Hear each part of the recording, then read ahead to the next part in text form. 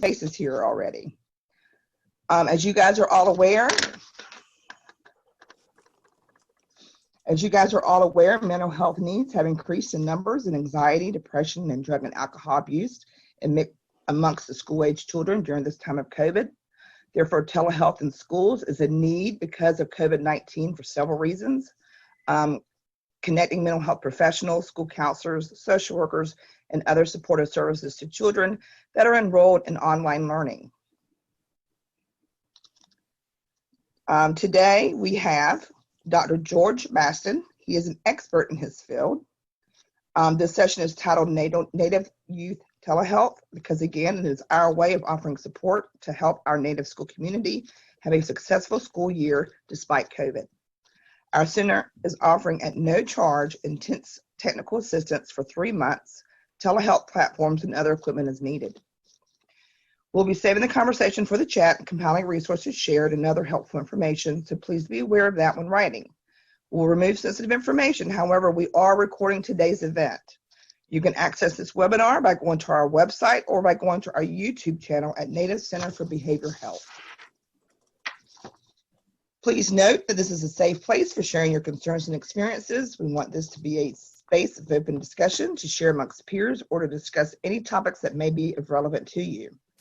Please remember, this is a very diverse group, so please be respectful and mindful of each other's opinions and experiences. Please use the chat box or raise your hand. Myself and my coworker, Noah, will ask your questions as we go along, as well as answering questions at the end. Just a few more announcements. We will continue to provide these weekly sessions with other guest speakers as needed to support and guide our Native students, parents, and school personnel as we reopen amidst COVID. Our goal is to provide you with support services during this time. Also, we want to offer a school principal forum starting this month. So please, if you know of any school principal or if you are a school principal serving Native students, please reach out to me. We will use this time to share ideas, concerns, collaboration with each other during this time. I would like to welcome Dr. Hannah Helena and allow her to introduce herself and welcome everyone. Good afternoon, everybody, and welcome. I am always very happy to see faces that I've seen before and are working with us on this very important mission. I would like to acknowledge that it takes a village, and we have several staff members on board today who will be assisting us when we are trying to manage the listening session and the chat and all the things that need to go into this. So we have Ella Driscoll, Julia Ballwit, Noah Segal as staff members. And then we have advisory council members on board, Dr. Walker, Ray Daw, and Melanie Johnson is on. And all our advisory board members are happy to be engaging with all of us. So with that, I welcome you and I get it back to Teresa. Thank you. Yes. Ray, I was making sure that you were here. He is also a member of our advisory council and one of our major contributors. Ray has graciously offered to do our blessing for today. So Ray, if you're ready, you could go ahead. Good morning or good afternoon, everyone. And thank you for joining us at the webinar. I need to introduce myself. I'm Navajo. I am born for the Kia'ani clan, and Washinchin are Lizatlana. And my Tashiche, they're Sitnachini. And Shanalit and Liniki, they're Twitachini. So that's how I am, who I am. I'm from Maitohe, Arizona, or Hawk, Arizona. Thank you. Kudo hojon do les nastanch mange tra yad the internet on the clinic the general yat quite he could list or did not unlinig do non tiendo or unlin in general abata sana list. quack, he craigie. Other con, he the net and lini lago, genta he not of genta has the ultra and leaning in helchen. In Dallas, I gave some down this like a quack. Because yet it's kid all this, though, I do better need I could yet I could better Iliad or little sort of liquid the internet and a scenic way. But I could only stand a slunge, not the detail yard or list or adult I go in Nasco your Kalibi. In that Iliad or list or Nasco Junago quack. Just I need London little sort of quack. Which not sleep, which not sleep, which not sleep, which not sleep. Thank you. Thank you, Ray. Now I'm going to go ahead and hand this over to George so that he can introduce himself and begin the presentation. Okay, thank you, Ray, and thank you, Teresa and Helena. My name is George Baston. I am currently working with 3 tribal communities working on telehealth, primarily mental health, behavioral health, through the MHTTC and some stuff we began last year and are continuing this year. I have like 45 slides, and I was told I talked too fast last time, so I've got to talk slow and move fast. So I'm a little, I have a little bit of anxiety, but I'm gonna try. I have other experiences. My most current experience I want to talk a little bit about and actually show you some numbers. I have, after Hurricane Michael in Florida, I began working primarily with telemental health because an entire system had collapsed because of a disaster. And so the governor's wife came out into a fire station one day and said, we're going to put 63 kiosks in 63 schools, and we're going to provide telemental health to every student in 6 different counties. And we're going to do that and get started in about 4 weeks. Can you do this, George? I said, yes, ma'am, I can. So from that 18 months ago, we began starting from literally not much of anything, really. We were able to get it up and get it going. I need to share my PowerPoints, actually. That would be good. And those are showing up now, I think. Yes. Okay, good. I actually made it to slide 2 already, see? I passed my introduction. That project and this particular presentation I'm giving today is kind of related toward COVID-19, but I want to kind of take you back a little bit and show you what the results of COVID-19 are on a project that I've been working on most recently. On this graph depicts on October 5th of 2019, we did our first 9 child therapy sessions in those 63 schools. If you follow the chart over to March 13th, that's the last day of spring break, we had worked our way up to 35 sessions. From March the 20th through the 26th, you can see that the number of sessions until April 30, had gone up to 219. That's with the kids not in school and not at the kiosk, which was, not quite like what we had planned when we decided to buy all the kiosks and put them into schools. But the dramatic impact of COVID-19 was actually a huge utilization plus for us. This is the same time period as the other graph, but this was just depicting the total number of minutes. So from 356 in October through April 30, doing, between 10 and 11,000 minutes of child therapy with 100 providers on dashboards, which are the telehealth pieces, and then the equipment in schools, but there were no equipments being used during this period. This is, since COVID-19, in May, the entire child welfare system for these same 5 counties, they could not see the children in child welfare face-to-face. We had to start them up at the same time we were doing the school. So the blue line indicates that since COVID-19 from May 21st all the way through last week, we're still running about 242 child therapy sessions greater than 15 minutes, and they still haven't gotten to a kiosk at the school. The child welfare, there's a lot of different providers and different things going on, but the green line at the top, at some points we were doing 685 sessions. This is all via telehealth, and you can see that in the last few weeks, we've eased up in our state. So some of the numbers for child welfare are going down because they're doing more face-to-face. I had wanted to kind of use this slide to get a sense and kind of fine-tune my presentation based on what my target audience was, but the ability to do that somewhat limited. So I'm going to just kind of go by this one, but I kind of figured these were the target audiences, and I was going to tweak it a little bit based on who the primary audience was today.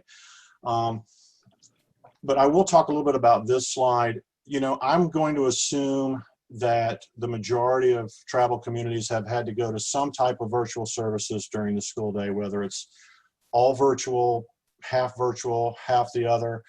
I'm going to make the assumption that you're probably using in the school setting some type of Skype, a Google Classroom, a FaceTime. Perhaps some of you are using learning management systems. I'm not sure. I was going to ask and get a show of hands from everybody here, which wasn't a good idea because I can't see everybody. You know, were you comfortable using it? Do you feel like you need some more help with that? But Teresa, George, yeah, I could just tell you that it's a mix, depending on what type of school you are, and your location is a huge, makes a huge difference. There are still travel nations that don't have internet access. Right. Right. So we have to take that into effect here too. So we're speaking to an audience really that has access to internet or a hotspot, I would say. Yeah, and part of my reasoning for that question is some of the experiences that I've had in learning and wanting to be able to kind of go into a little more detail at certain points to kind of share some possible solutions with you. But what we found is that all of a sudden everybody was thrown into this last, give or take, March, and they've kind of been trying to figure it out as they go ever since. So how much comfort level do you have as a school system or a parent, and how you engage with it are the kind of things I was, kind of get a sense, and do you feel like you need some more training? One of the things that I also wanted to find out is kind of a preparatory before I got into maybe going in deeper depth on some of the stuff that I have is, do you have like a virtual crisis, a plan or a policy or an event? Because sometimes things can go wrong virtually. And one example that came up just the other day was, I don't know if you guys saw it, but a 12-year-old in Colorado Springs 2 days ago was given 5 days suspension, and the police were called to his house because he displayed a toy gun in a virtual classroom. So we have experiences where we have a kid with a kiosk or a child that's getting therapy with an iPad, and because of privacy, they're not there. So you have to have, what happens if they run out of the room? How do you deal with those kind of things, whether you're a school district and those kind of things?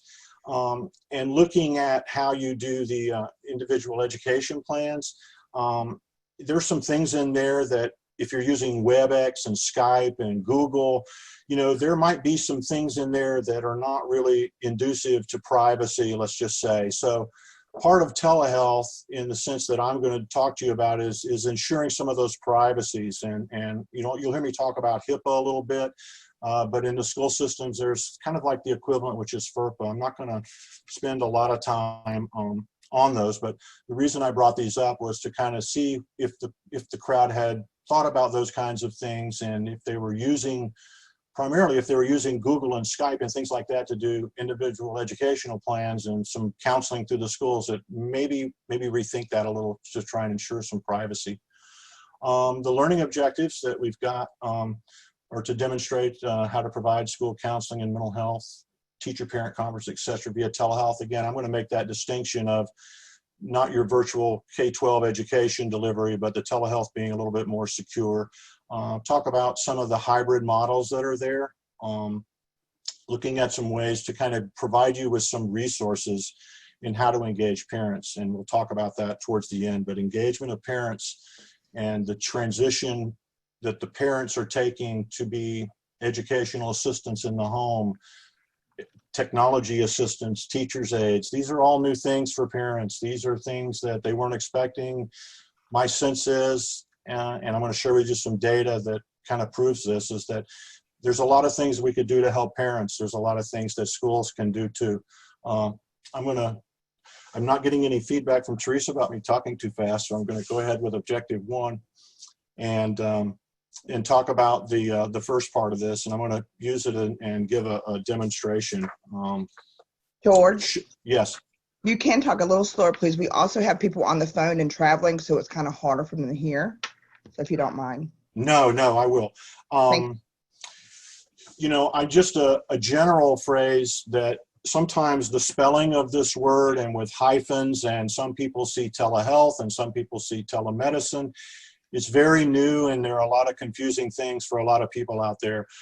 What I like to say to people is telemedicine is when you're referring to like a medical diagnosis, a treatment, a monitoring. Telehealth can be other things. It can be counseling, dentistry, physical therapy, and the other things that are on the slide. It also includes clinical services and provider training, administrative meetings, staffing, EIPs, things like that schools typically do. In order to conduct a telehealth session, you've really got to have two things. You've got to have a host, which is a therapist or a counselor. In all the applications that I've used, it's great that we have mobile devices, iPads, cell phones, and it's not the best in the world, but it's very difficult if you're a therapist or a counselor or maybe a counselor at a school in some of these applications. I would recommend a laptop or a desktop with a camera and a headset. As far as your participant on the other end, they can get what they need through a smartphone. A tablet is probably a little better. Laptops, are not always available. But you've got to really have those devices to actually have a successful telehealth session. It seems pretty simple. My point to this is if you're going to do this and you're a therapist, I would say a laptop would be what I would look for. One of the considerations in telehealth and telebehavioral health is the physical location. My wall has a kind of a strange look to it, which I can't figure out why the straight wall does that. But things that are in the room, lighting, camera angles, there's a whole science to this that's really just becoming discovered. And there are a lot of resources from the CDC and some other places I'll share with you that you can think about that. I would say the two biggest things are lighting and privacy, okay? Being able to conduct these in a private setting. And lighting can do a lot of things to take away some things that aren't quite that great. Because I'm going to assume that, the school systems are delivering their K-12 education through a variety of what might or might not be secured type of things. I was going to kind of go through a brief few slides about what does this HIPAA compliant telehealth thing look like when you're the therapist, and even to some degree when you're the differences in that in, say, a Google Classroom or a Moodle learning management system, those kind of things. So I'm going to just briefly touch on and show you examples of what they do. The big thing, those e-documents and the screen sharing and some file shares and transfers and some SOAP notes, those things are kind of unique to a telehealth platform that may not be in a K-12 classroom delivery kind of a thing. When I looked for things to do, the simplest, this is just basically step one, is how do you schedule a meeting, right? These telehealth platforms are a lot of variety to them. My preference is to look for something that's simple. And this one is laid out pretty simple. You can do a new session now, or you do a new session and schedule it. And on the right you see is kind of what you would see if you were the therapist, where you have the meeting and that. So that's your calendar of what you do. This is a cloud-based HIPAA compliant platform that really is what makes it HIPAA is it's stored on a server up there and you have a username and password. Again, when you typically start a Zoom or other types of meetings, this is just a little bit different, but not much. And again, this is the same one. You start a session now, schedule a session, you get to pick a date and a time. These are examples from the program that we're doing here. The thing I like and what you should look for in a telehealth platform is, does it give you the ability to invite someone through a text message and also an email? Some of your folks are going to might not have both, but to be able to do both is good, because some people might have a cell phone, but they don't have internet connections. They can, or vice versa, not knowing what. Yes. You can do this on a cell phone now. Yes, the point I'm making is the blue arrow, the second one, you can send a message to a text message, right? Yeah. Or you can do both. So when you look at a telehealth platform, try to find one that will do to cell phones through text messages and also through emails. It's nice to have the flexibility to do both, because some people don't use emails anymore, believe it or not. Okay. This is kind of what happens once you're going to join the session, right? This one on the left is what it looks like on your PC, and you're just going to click that blue button and it launches literally a Zoom room just like we're in now. So the actual, what happens in this telehealth platform is very similar to the Zoom room we're in. And on the right-hand side, you can see what it looks like in a text message. So when that text comes in to the invitee, they click on the link and then they're launched into the meeting. One of the little differences in these is that, sometimes it's just a little bit different interface between an Android and an iPhone. So again, this is a slide from one we use to train parents and things on our thing. So we had to create this. Part of the reason I left it in this presentation is it'll work on an Apple, it works on an iPhone. Literally, this is what you see, and when you click on enter the waiting room, it's very similar to what you do to click on the Zoom room. So you're able to just go right in and join it. The HIPAA compliant piece and being able to screen share is not a new thing to a Zoom room per se, but to be able to share things privately is a difference. Being able to share treatment plans and those kinds of things, EIP plans, whatever they may be, inside of this thing where it's safe is good. This is just the interface of, how you pick which screen you want to share, with the participants in your meeting. Another significant difference in a telehealth platform with the HIPAA compliance is you look for one that gives you the ability to replicate your face-to-face documents, whatever those documents are, because you don't have the office where you give a clipboard or you can fill out a form and collect it. So to be able to incorporate all of the forms and consents and things that you need to do these services, to have a platform that allows you to kind of do your own and create your own and not kind of be held hostage by a vendor to charge you every time you want to add a form. And these are not, I don't mean to speak badly about all vendors, but I kind of learned the hard way that it's nice to be able to kind of do for yourself as much as you can and you're comfortable doing. And the e-documents is a big part of this. George? Yes. Got a question. Sure. In secure video, part of Google? No. It looked like that in one of the slides. And also, are you keeping your clinical notes in another EHR? No. Let me go back one. No. This particular one has SOAP notes, but they're all stored in the same HIPAA compliant platform. It is not linking to an EHR. It would be required, I think what you're describing is you'd have to cut and paste from this into an EHR billing system unless you spent some money to try and get them to API and talk to each other. So the platform that we're using, the SOAP notes are there, the counselors use them. If they're going to use them for billing, they do some cutting and pasting. It can be done, but not with the projects that I'm on. It has that capacity, but it's an extra charge and an add-on, if that makes sense. So it's possible, but Yeah. you would have to spend money to do that. Yeah. Other than cut and paste, because it's not a billing system. Yeah, I'm kind of working through the e-documents now, and then those are all stored in there, and the SOAP notes are in there as well. It's like session notes where you can take notes. Primarily, my experiences with the existing 100 therapists that we've got on the one, they will just cut and paste them into the EHR with 2 screens, or they haven't spent the money to have them talk to each other and automatically extract them, kind of a thing. But it can be for an extra charge. That was something between the vendor and them, honestly. I just kind of teach them how to use it, not sell them anything. So in that form, when you're looking for these and they say, hey, you can create your own forms, those are the types of things, pretty standard, text box, radio buttons. But this is the beauty of this thing, because you want that signature, right? You want an electronically, digitally signed, legally upheld signature that, is making the consent binding.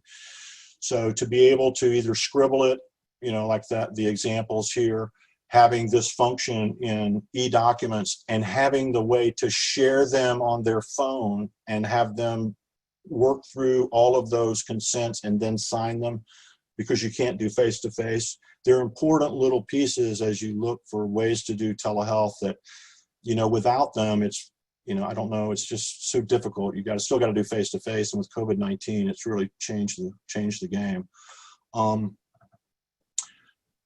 I am going to, you want me to take a breath, Teresa, or go on to objective 2? You're good. Just talk a little slower for me, please, George. I'm trying.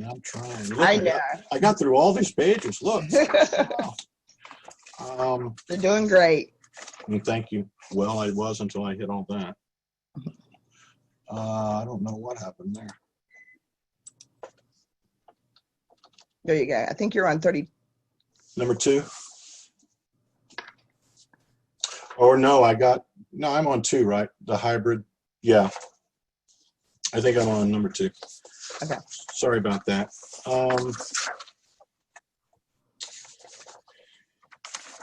What I found is I started looking at some nuances between what I really have kind of gotten embraced in and maybe some of the types of uses that would be more in time with you. I started really looking at, this idea that parents are in home and they're trying to be this classroom facilitator and a teacher's aide or a technology aide, and they're really engaging with their kids in a way that, it's got to be an amazing, I mean, for them, I know it's stressful. I mean, it's got to be. I'm fortunate that my kids are gone, but I honestly, I have a difficult time imagining what from March of last year through the end of the year was like, and now the summer of not knowing, and now we're starting again. I know there's some anxiety. I know there's a lot of things going on, but let me say before I launch into this kind of off the script, the good news is this: because this has happened to us, the opportunity to use telehealth to provide primary care, mental health, preventive services to not only children but their parents, because their parents are now engaged with the schools virtually in some type of a way. There's an opportunity there. There's a lot of things to learn of how this will do and how to make it work, and particularly, in the Native communities, because they're so unique. So everybody's going to have to figure this out on their own, I think. Those are just personal opinions of mine.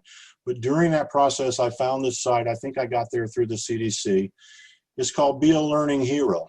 And this particular site was funded by Bill Gates, I think, Bloomberg, some other things. And I started looking at it, and I realized that some of these questions I had and their mission, to inform and equip parents to support their children in educational development process. This whole thing really took on a life of its own when they were asked to do these virtually, right? And they started out with, like, how can we get parents more engaged with schools and their children, and looking at all those issues. But then with the COVID, it kind of took a new twist. And these following slides are from a planning tool, the link that we'll send to you. If the blue link at the top is a planning tool that parents and teachers use to work through things that I never thought of being in a virtual hybrid educational model, a plan. I plucked out the things from this plan that you can go back and review. I would encourage you to go to the site and look around. I was very impressed with a lot of the things that I saw and things that I had questions about that they were trying to answer. And these are just some things that caught my eye because they related to telehealth. They were the kinds of things that we don't want to do this where we're not protecting people. We want it to be secure. We want their privacy to be respected and ensured as best we can. But the idea that they were working on, during this distance telecrisis, how do you measure your progress? And this is coming from the teacher side, right? They're describing to parents, how are we going to measure success? There are a lot of things, and I want to keep moving, but things like that are important in engagement and setting the ground rules. This plan was something that I thought was worthy of looking at. These are just a continuation of pieces of this plan that I found to be particularly useful. The social and emotional development of the child, and creating a plan where the parents are engaged and teachers are providing them ways, coming up with a plan of how they're going to continue relationships with peers.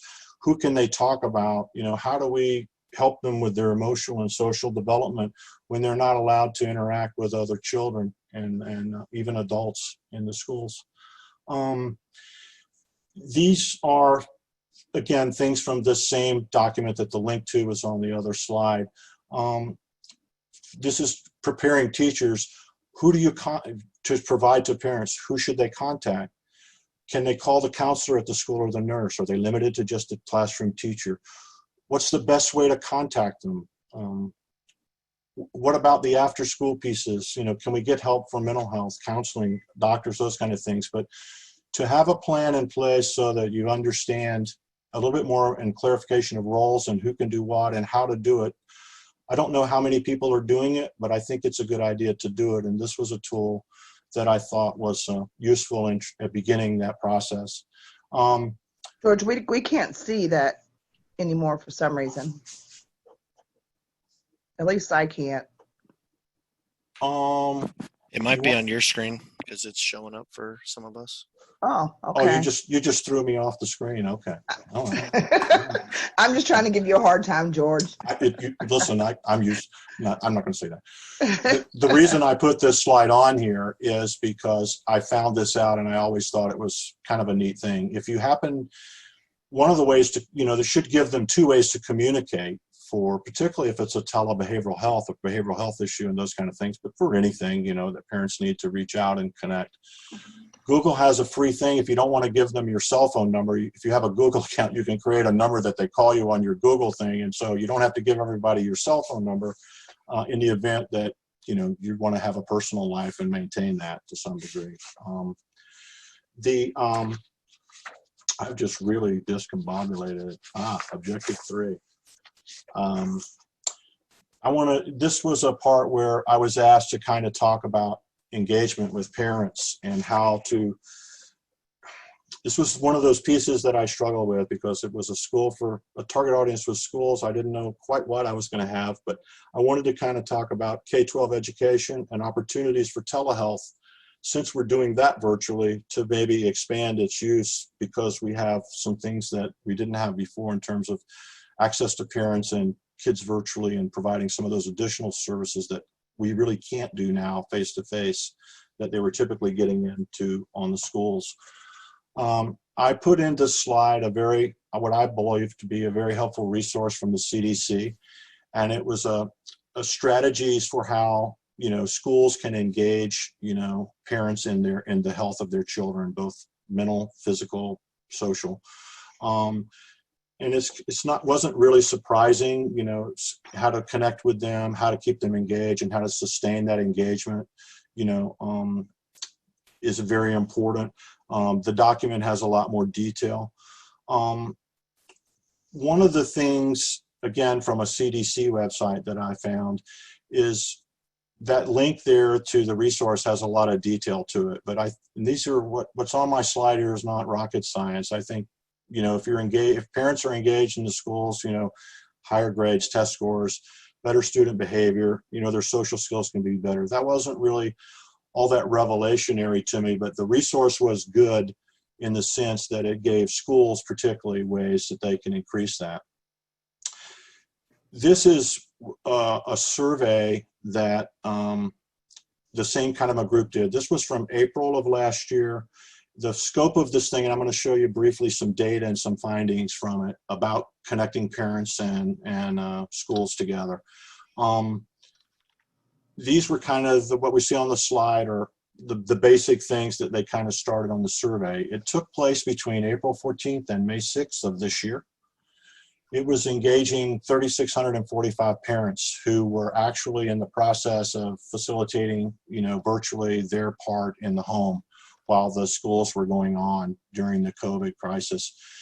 The 2.5 hours a day, the 7 out of 10 parents said they would get to better understand what there was expected of their children to learn in the new grade level.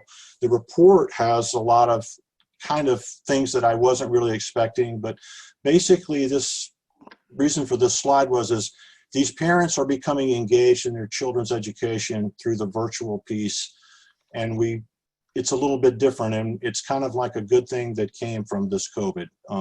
Parents are maybe not by choice, but for whatever reason, they're more engaged with them because of the virtual piece to it.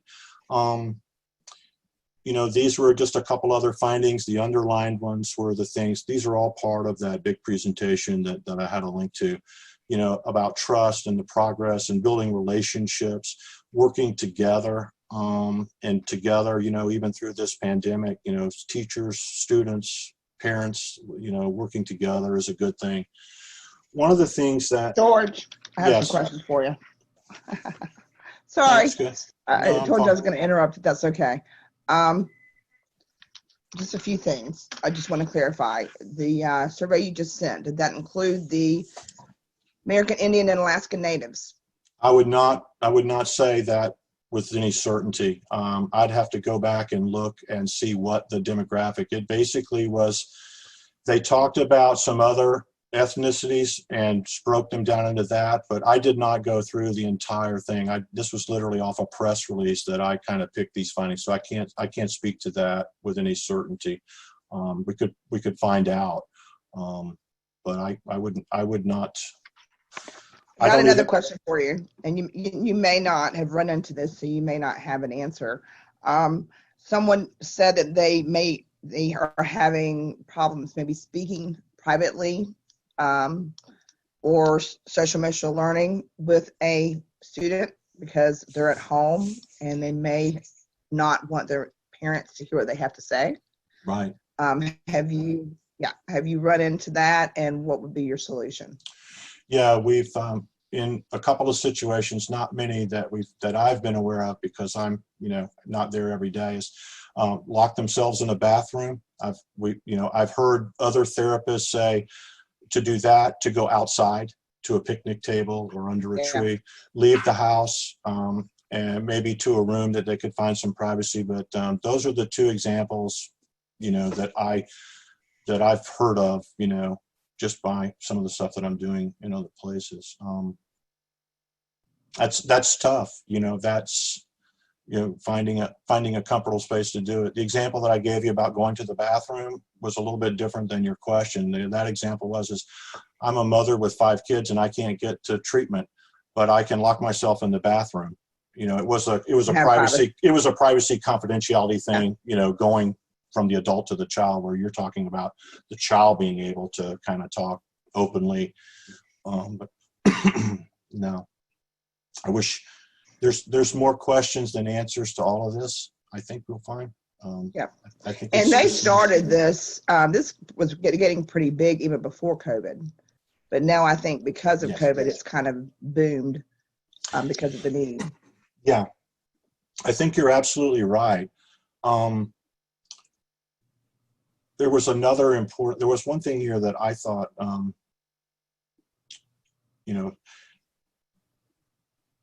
this was one of it. It doesn't give me any references toward Native American populations. I thought I saw some statistics for Hispanic, which I see on this slide here, and maybe some others, but I'm not comfortable enough saying that it would, which it'd be nice if it did. I think that'd be a much more meaningful link for us.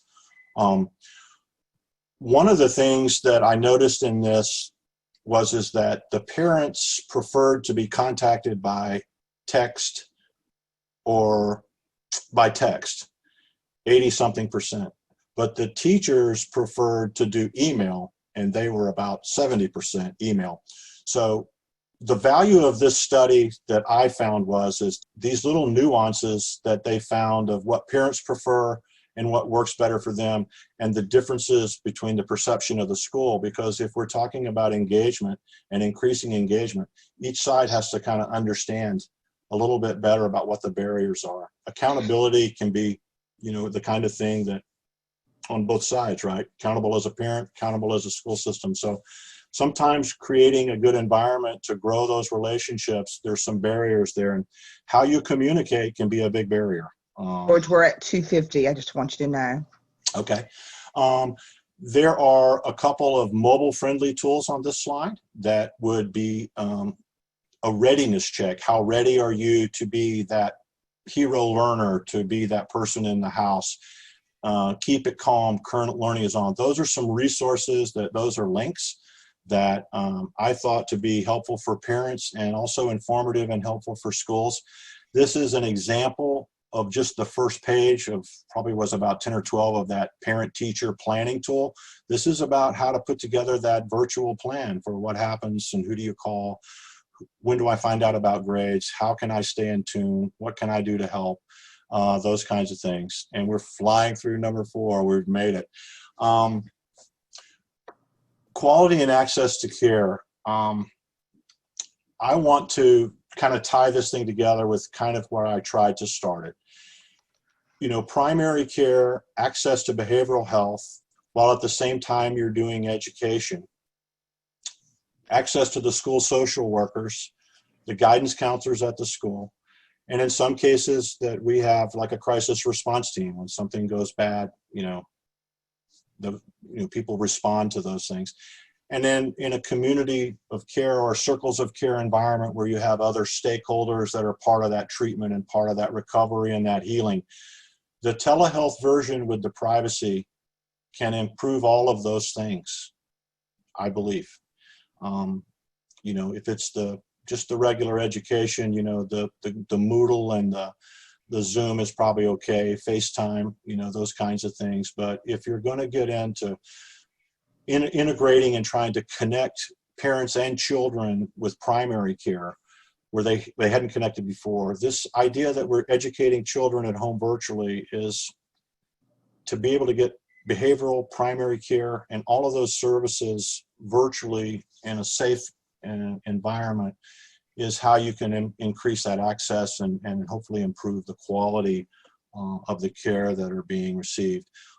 Lastly, I have 2 sites I would highly recommend to the group that have some specific, the CDC specific for the tribal communities. If you haven't been there, I would encourage you to do so. There's lots of resources there that I found to be very helpful and very specific to Native communities. And on the other side of that, these telehealth national consortium and regional resource centers.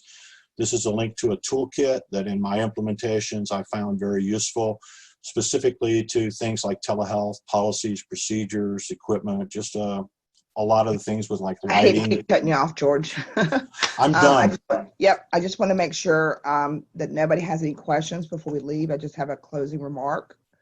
Does anybody have any questions? You could raise your hands, you could speak up, or you could put it in the chat really quick. And then I just have a few announcements.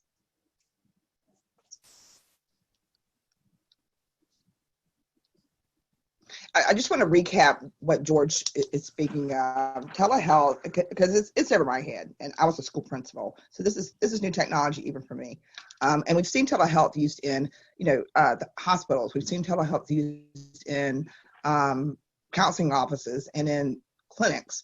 What we haven't seen is it used in schools. But because of COVID, it needs to be used in schools. It needs to be used collaboratively. If you're in school, it's good because the child doesn't have to leave the building to go to his primary care doctor. If the kid is at home, the nurse is either at home or in school. They can do this via telehealth, school counseling via telehealth, anything via telehealth. So telehealth Can I interrupt is getting. You? Yep, go ahead. I want to add something. You asked me to say this. One of the best uses that we've had is through medication management for the children who are on medication for behavioral kind of things. The parent stays at work, the child stays at school, they connect with a physician, in some cases 200 miles away. The parent leaves work and picks up the prescription. So getting the kids to keep up with the prescription and monitoring using these platforms has been very helpful to those parents, and everyone enjoys that flexibility. And the parent only needs a cell phone, correct? Right. Okay. They can step outside at work. Yep. And it's a very simple, this is user friendly. It's a very simple platform. It's not hard to go. And what we are offering is a free telehealth platforms and George consulting services. I think it's for 3 months, George, if I recall, that you've stay as long as you guys let me. How about that? Okay. Okay. Again, guys, this is just our way of trying to find out what is needed in the Native American communities as we go through this together. Someone brought up another issue that we are working on is that, a lot of our Native communities live in areas that don't have cell service. And then if you do have cell service, there may be a solution, but then we have Native communities that live in mountains, which makes those solutions even, harder. But there are solutions, and we are researching. We're looking at data every day. We're doing anything we can to help support you guys as we all go through this together. So does anybody have any questions, closing remarks, anything like that?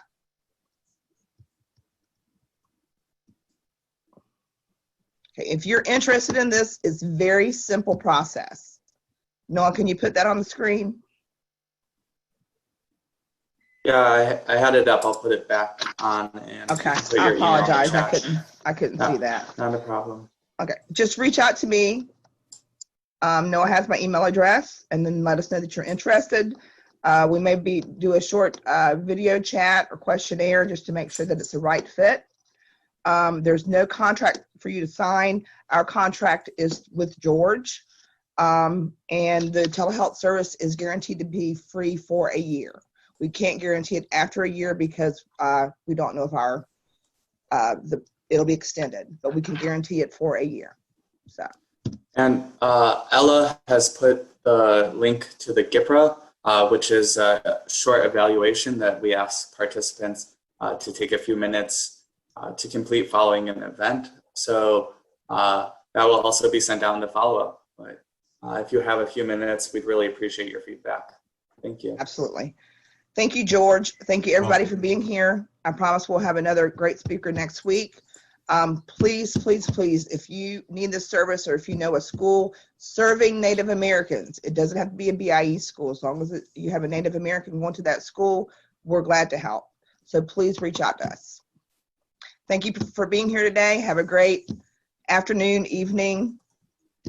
So, I hope.